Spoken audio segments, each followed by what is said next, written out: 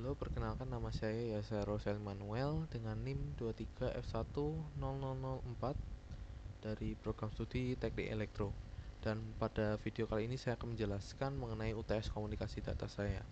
Saya mengambil tema komunikasi data bawah air.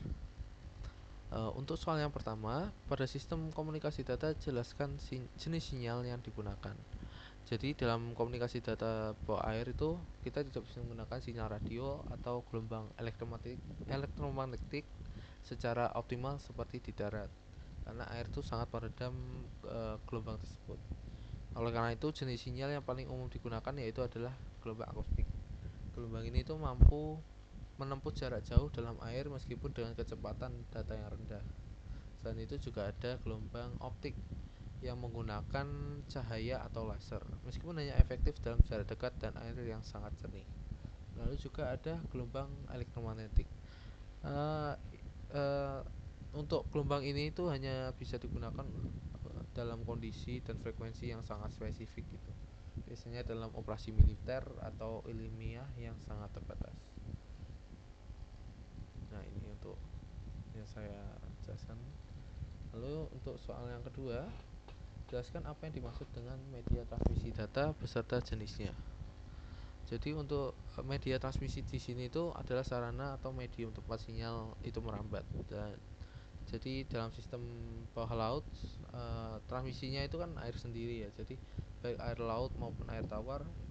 Namun air itu juga memiliki karakteristik yang bervariasi. Jadi seperti suhu, salinitas, ada tekanan dan kekeruhan. Dan semuanya itu mempengaruhi kualitas transmisi juga.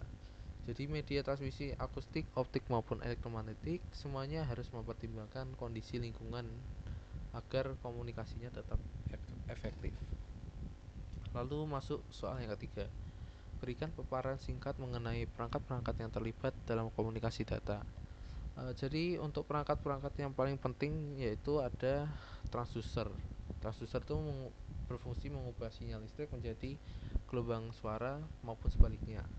Lalu juga ada hydrophone. Hydrophone itu seperti mikrofon yang adalah mikrofon yang sensitif, tapi sensitif terhadap suara di dalam air. Dan juga ada akustik modern, perangkat yang mengatur proses pengiriman dan penerimaan data digital melalui gelombang akustik. Dan perangkat-perangkat ini itu yang pasti harus tahan terhadap tekanan air laut, korosi, serta hemat energi karena dipakai untuk jangka waktu yang lama, dan juga harus ditempatkan di lokasi yang sulit dijangkau oleh manusia.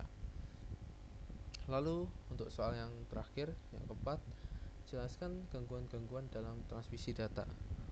Untuk salah satu masalah utamanya yaitu adalah multipath propagation, yaitu sinyal yang terpantul dari dasar laut atau permukaan air sehingga menyebabkan keterlambatan atau interferensi gitu ya.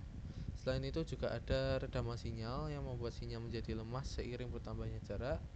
Lalu ada noise juga, atau gangguan suara yang menjadi salah satu masalah juga. Dan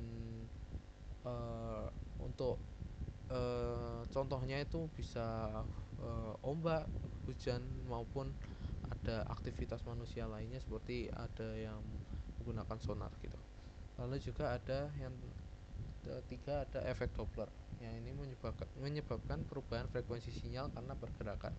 Dan untuk mengatasi ini semua, teknologi koreksi kesalahan dan filter digital digunakan agar komunikasinya tetap lancar. Jadi untuk kesimpulan, komunikasi data bawah air ini memiliki tantangan yang berbeda-beda dengan komunikasi di darat. Tapi dengan kombinasi pemilihan sinyal yang tepat, desain perangkat yang handal, dan pengelolaan gangguan yang baik, kita bisa mengembangkan sistem komunikasi bawah air yang efisien dan andal. Sekian presentasi dari saya. Mohon maaf apabila ada salah kata. Terima kasih.